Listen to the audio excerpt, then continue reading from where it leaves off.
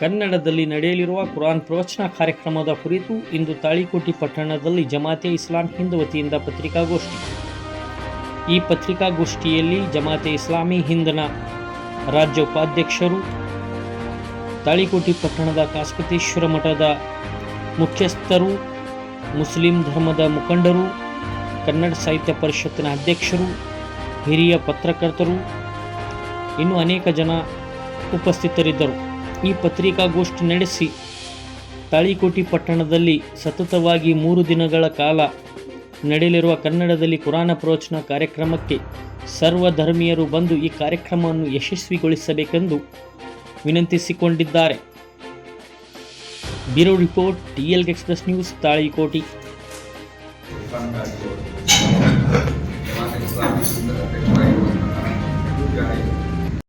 ಪ್ರತಿನಿತ್ಯ ನಮ್ಮ ನಾಡಿನ ಮತ್ತು ಪಟ್ಟಣದ ಸರ್ವಶ್ರೇಷ್ಠ ಸ್ವಾಮೀಜಿಗಳು ಪ್ರತಿ ದಿನ ವೇದಿಕೆಯ ಮೇಲೆ ಉಪಸ್ಥಿತರಿದ್ದಾರೆ. ಅದೇ ರೀತಿಯಾಗಿ ಎಲ್ಲ ಸಮಾಜದ ಮುಖಂಡರು ಹಾಗೂ ಎಲ್ಲ ಪಕ್ಷದ ರಾಜಕೀಯ ಮುಖಂಡರು ಕೂಡ ಈ ನಮ್ಮ ವೇದಿಕೆಯ ಮೇಲೆ ಉಪಸ್ಥಿತರಿದ್ದಾರೆ. 3 ದಿನಗಳ ಈ ಕಾರ್ಯಕ್ರಮ ಜರುಗ್ತಾ ಇದೆ. ಪ್ರತಿನಿತ್ಯ ಸಾಯಂಕಾಲ 7ರಿಂದ ರಾತ್ರಿ 9 ಗಂಟೆಯವರೆಗೆ ಕುರಾನ್ ಪ್ರವಚನ ಕಾರ್ಯಕ್ರಮ ತಾಳಿಕೋಟೆಯಲ್ಲಿ ಶ್ರೀ ಶರಣಮೂರ್ತಿ ದೇವಸ್ಥಾನ ಮೈದಾನದಲ್ಲಿ ಈ ಕಾರ್ಯಕ್ರಮ ಜರುಗ್ತಾ ಇದೆ. ಸೊ ನಾನು ಹೆಚ್ಚಿನ ಸಮಯವನ್ನು ತೆಗೆದುಕೊಳ್ಳದೆ ಪ್ರತಿನಿತ್ಯ ನಮ್ಮ ವೇದಿಕೆಯ ಮೇಲೆ ಪ್ರತಿನಿತ್ಯ 3ರಿಂದ 4 ಮಹಿಳೆಯರು ಕೂಡ ವೇದಿಕೆಯ ಮೇಲೆ ಇರಲಿದ್ದಾರೆ. ಕನ್ನಡದಲ್ಲಿ ಸಾರ್ವಜನಿಕರಲ್ಲಿ ಮಹಿಳೆಯರು ಹೌದಲ್ವಾ? ವಿಶೇಷ ಪ್ರಾತಿನಿಧ್ಯ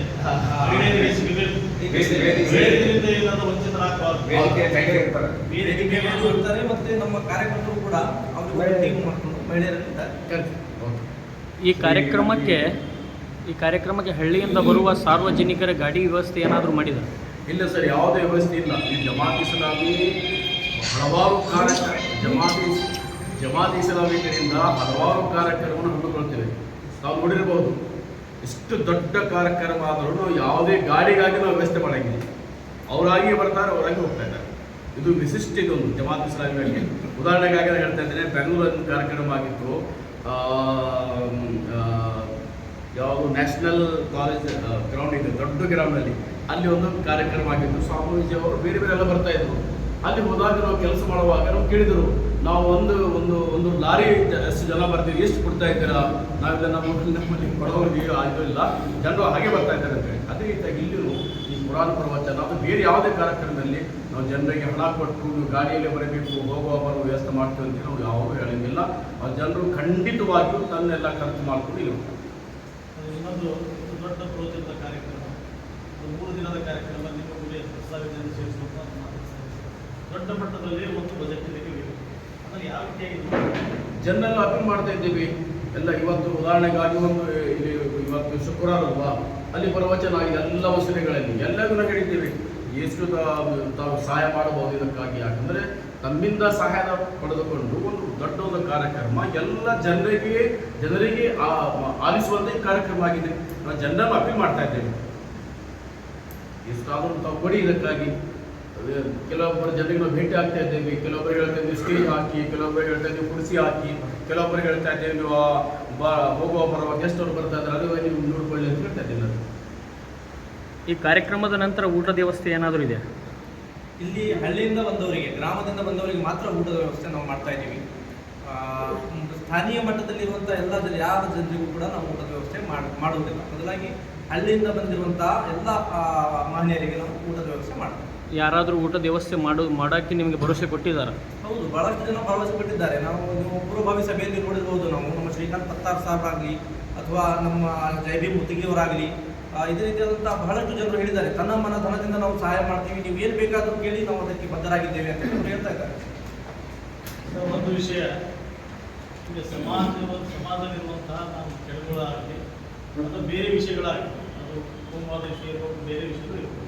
ಇವತ್ತು ನಾನು ನೋಡತಕ್ಕಂಥದ್ದು ಅದರಲ್ಲಿ ಅತಿ ಹೆಚ್ಚು ನಿರತರಾದವರು, ದೊಡ್ಡ ಸಂಖ್ಯೆಯಲ್ಲಿ ಅದರ ಭಾಗಿಯಾಗುವವರು ಎಲ್ಲರೂ ನಾವು ವರದಿ ನೋಡಿದಾಗ ಯುವಕರ ವಿದ್ಯಾರ್ಥಿಗಳ ಸಂಖ್ಯೆ ಭಾಳ ದೊಡ್ಡದಂತ ಅನಿಸ್ತಾ ಇದೆ. ವರದಿಗಳು ಹೇಳ್ತಾ ಇದೆ.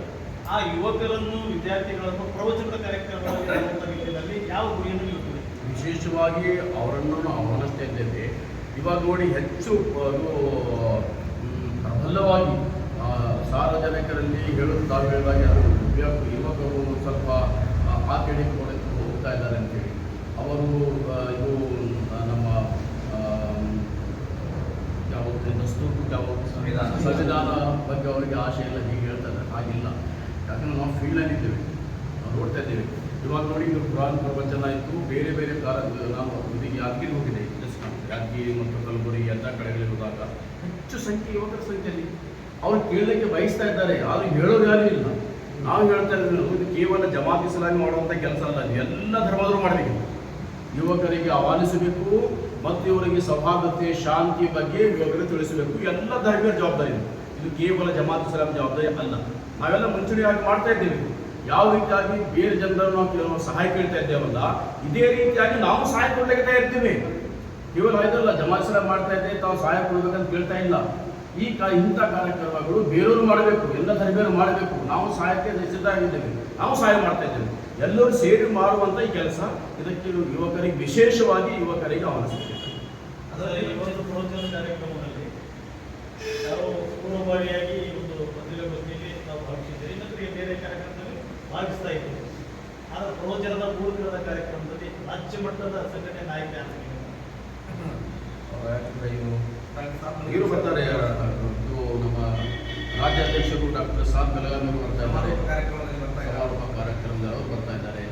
ಮತ್ತು ಇವು ಮೊಹಮ್ಮದ್ ಕುಯ್ ಏನಿದ್ದಾರಲ್ಲ, ಇವು ಶಾಂತಿ ಪ್ರಕಾಶನ ವ್ಯವಸ್ಥಾಪಕರು, ಅವರು ಜಮಾತ್ ಇಸ್ಲಾಮಿ ಕಾರ್ಯದರ್ಶಿ, ಸ್ಟೇಟ್ ಕಾರ್ಯದರ್ಶಿ, ಅವರು ಕಾರ್ಯದರ್ಶಿ ಆಗಿದ್ದಾರೆ. ಹೊರತುಪಡಿಸಿ ಇವರು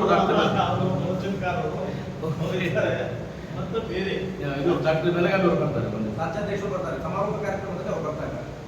ಇನ್ನೊಂದು ನಾವು ಹೇಳಿದ ಹಾಗೆ ವಿಷಯ ನಾವು ತೆಗೆದುಕೊಂಡಿದ್ದಲ್ಲ, ಯುವಕರಿಗೆ ಎಲ್ಲ ಶಿಕ್ಷಣ ಸಂಸ್ಥೆಗಳಿಗೆ ಹೋಗಿ ನಾವು ಭೇಟಿ ಕೊಡ್ತಾ ಇದ್ದೇವೆ. ಮತ್ತು ನಮ್ಮ ಪ್ರತಿಯೊಂದು ವೇದಿಕೆಯ ಮೇಲೆ ಪ್ರತಿಯೊಂದು ದಿನವೂ ಕೂಡ ಶಿಕ್ಷಣದ ಸಂಸ್ಥೆಯ ಮುಖ್ಯಸ್ಥರು ಕೂಡ ಅದರಲ್ಲಿ ವೇದಿಕೆಯ ಮೇಲೆ ಇರಲಿದ್ದಾರೆ. ನಾವು ಕಾಲೇಜುಗಳಲ್ಲಿ ಶಾಲೆಗಳಲ್ಲಿ ಹೋಗಿ ವಿದ್ಯಾರ್ಥಿಗಳನ್ನು ಆಮಂತ್ರಿಸುವಂಥ ಕೆಲಸವೂ ಕೂಡ ಮಾಡ್ತಾ ಇದ್ದೇವೆ. ಮೊದಲನೇ ವಿಷಯ ಅಮಲು ಮುಕ್ತ ಸಮಾಜ ಮತ್ತು ಯುವಜನತೆ. ಇದು ಹೆಚ್ಚು ನಾವು ಯುವಜನರಿಗೆ ಫೋಕಸ್ ಮಾಡುವಂತ 3 ವಿಷಯಗಳು, 3 ದಿನದ 3 ವಿಷಯ ಸರಿಯಾಗಿ ಮೊದಲನೇ ದಿನದ ವಿಷಯ ಅಮಲು ಮುಕ್ತ ಸಮಾಜ ಮತ್ತು ಯುವಜನತೆ.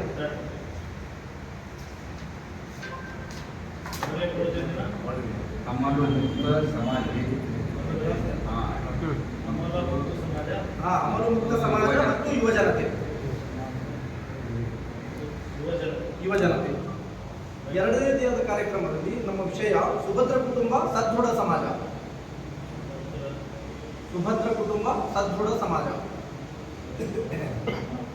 ಮೂರನೇ ದಿವಸದ ನಮ್ಮ ಕಾರ್ಯಕ್ರಮದ ವಿಷಯ ಯಶಸ್ವಿ ಜೀವನ.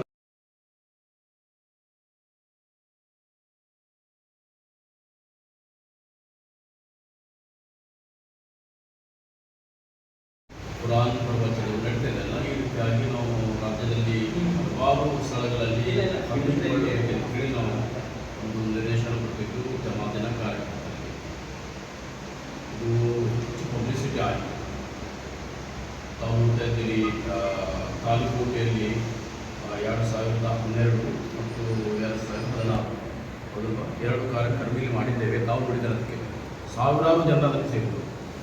ಇದೇ ರೀತಿಯಾಗಿ ಕೇವಲ ಇದು ತಾಲೂಕೋಟೆಯಲ್ಲೆಲ್ಲ ಬೇರೆ ಬೇರೆ ಸ್ಥಳಗಳಲ್ಲಿ, ಉದಾಹರಣೆಗಾಗಿ ಬಸವ ಕಲ್ಯಾಣ, ಶಿವಮೊಗ್ಗ, ಮಂಗಳೂರು, ಮೊನ್ನೆ ಒಂದು 8 ದಿವಸ ಮುಂಚೆ ಮಂಗಳೂರಲ್ಲಿ ಹಾಕಿದ್ರು.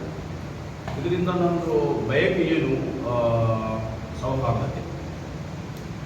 ಧರ್ಮ ಗ್ರಂಥ ಅಂದರೆ ಜನ ತಿಳಿದಿದ್ದೇನು? ಇದು ಕೇವಲ ಆರಾಧನೆಯ ಒಂದು ಪುಸ್ತಕ, ಇದರಲ್ಲಿ ಆರಾಧನೆ ಬಗ್ಗೆ ಇರಬಹುದು ಅಂತೇಳಿ ತಿಳಿತಾ ಇರ್ಬೋದು. ವಿಶೇಷವಾಗಿ ಜನರು ತಿಳಿದು ಹೀಗೆ ಆರಾಧನೆ ಮುಸ್ಲಿಮರು ತಿಳಿತಾರೆ, ಇದು ಕುರಾನ್ ಅಂದರೆ ಇದು ಧರ್ಮ ಗ್ರಂಥ, ಇದರಲ್ಲಿ ನಮಾಜ್ ಬಗ್ಗೆ ಏನಿರ್ಬೋದು ಅಂತೇಳಿ ಹೌದಲ್ವಾ, ಇದು ಕೇಳ್ತಾ ಇರ್ತೀವಿ. ಹಾಗಲ್ಲ, ಇದರಲ್ಲಿ ಜೀವನ ಸಾಗಿಸುವ ಒಂದು ಇದು ವ್ಯವಸ್ಥೆ ಇದೆ. ಯಾವ ರೀತಿಯಾಗಿ ಜೀವನ ಇರಬೇಕು, ಶಾಂತಿ, ಸೌಹಾರ್ದತೆ, ಮಾನವೀಯತೆ ಹೀಗಿರಬೇಕು, ಎಲ್ಲ ಈ ವಿಷಯದ ಬಗ್ಗೆ ಕುರಾನ್ನಲ್ಲಿ ಪ್ರಸ್ತಾಪ ಆಗಿದೆ. ಅದು ಎಲ್ಲ ಕಡೆಗಳಿಂದ ಮಾಡ್ತಾರೆ. ಸಾವಿರಾರು ಜನ ಸೇರ್ತಾ ಇದ್ದಾರೆ ಅಲ್ಲಿ, ಯಾವುದೇ ಭೇದವಾಗಿಲ್ಲದೆ, ಜಾತಿ, ಪದ, ಇದು ಪಂಥ ಏನೂ ವ್ಯತ್ಯಾಸವಿಲ್ಲದೆ ಎಲ್ಲರೂ ಇದರಲ್ಲಿ ಸೇರ್ತಾ ಇದ್ದಾರೆ. ಅದೇ ರೀತಿಯಾಗಿ ನಾವು ಇದು ಈ ಥರ್ಡ್ ಟೈಮ್ 3ನೇ ಸಲ ಇದು ತಾಲೂಕೋಟೆಯಲ್ಲಿ ಜರುಗಲಿದೆ. ಅದಕ್ಕೆ ತಮ್ಮ ಸರ್ಕಾರ ಹೆಚ್ಚು ಸಹಕಾರ ತಮ್ಮ, ಯಾಕಂದರೆ ನಾವು ಹಳ್ಳಿಗಳಿಗೆ ತಾವು ಹೇಳಿದಾಗೆ ನಾವು ಹೋಗೋಕ್ಕಾಗಿಲ್ಲ. ಇದು ತಾವು ಹೋಗ್ತಾ ಇದ್ದೀರ, ಈ ಪತ್ರ ಇದೆಯಲ್ಲ ಮಾಧ್ಯಮ, ಇದು ಮಾಧ್ಯಮದಿಂದಲೇ ನಾವು ಹಳ್ಳಿಯಲ್ಲಿ ಒಂದು ಮನೆಯಲ್ಲಿ ಹೋಗ್ಬೋದು. ತಮ್ಮಲ್ಲಿ ಕಳಕಳಿಯ ವಿನಂತಿ, ತಾವು ಇದಕ್ಕೆ ಹೆಚ್ಚು ಎಲ್ಲರ ಮನಮುಟ್ಟು ಹಾಗೆ ತಾವು ತಲುಪುವಾಗಿ ಮಾಡಿ. ಎಷ್ಟು ಜನರನ್ನು ಸೇರಿಸುವಂಥ ಒಂದು ಗುರಿ ತಮ್ಮದಾಗಿದೆ. ಇವಾಗ ನೋಡಿ, ಪ್ರವಚನದಲ್ಲಿ ಇನ್ನೊಂದು ಗುರಿ ಇರಲೇಬೇಕಲ್ಲ, ಇಷ್ಟು ಜನರನ್ನು ನಾವು ಸೇರಿಸಬೇಕು ಅಂತ ಯಾಕೆ ಎಷ್ಟು ಗುರಿ ಇವಾಗ ಬಸವ ಕಲ್ಯಾಣದಲ್ಲಿ ಒಂದು ತಿಂಗಳು ಮುಂಚೆ ನಾವು ಮಾಡಿದ್ವಿ ಸಾರ್ವಜನಿಕ ಪುರಾಣ ಪ್ರವಚನ. ಅಲ್ಲಿ ಎಲ್ಲ ಧರ್ಮೀಯರು ಬರ್ತಾರೆ, ಎಲ್ಲ ಧರ್ಮದ ಸ್ವಾಮೀಜಿಯವರು ಬರ್ತಾರೆ, ಫಾದರ್ಗಳು ಬಂದರು, ಸ್ವಾಮೀಜಿಯವರು ಬಂದರು, ಎಲ್ಲರೂ ಅವರು ಎಲ್ಲ ಬಂದಿದ್ದರು. ಅಲ್ಲಿ ಎಲೆಕ್ಷನ್ ನಿಂತು 10,000 ಜನರು ಬಂದರಲ್ಲಿ. ಇದೇ ರೀತಿಯಾಗಿ ಇಲ್ಲೂ ಹಾಗೆ ಇದೆ, 10,000ಕ್ಕಿಂತ ಹೆಚ್ಚು ಜನರು ಇಲ್ಲಿ ಬರ್ಬೋದು. ಒಂದು ನಮ್ಮದೇನಿದೆ, ಇದು 10,000 ಜನ ಸೇರ್ತಾ ಇದ್ದಾರೆ. ಅದಕ್ಕೆ ವಿಶೇಷವಾಗಿ 2 ಲಕ್ಷ 3 ಲಕ್ಷ ಜನರ ಮಧ್ಯೆ ಇದು ಮೆಸೇಜ್ ಹೋಗಬೇಕು. ಹಾಗಾಗಿ ಒಂದು 10,000 ಜನ ಇಲ್ಲಿ ಸೇರ್ಬೋದು. ಅಲ್ಲಿ ಎಲ್ಲ ಧರ್ಮೀಯರು ನಾವು ಹೇಳ್ತಾ ಇದ್ದೇವೆ.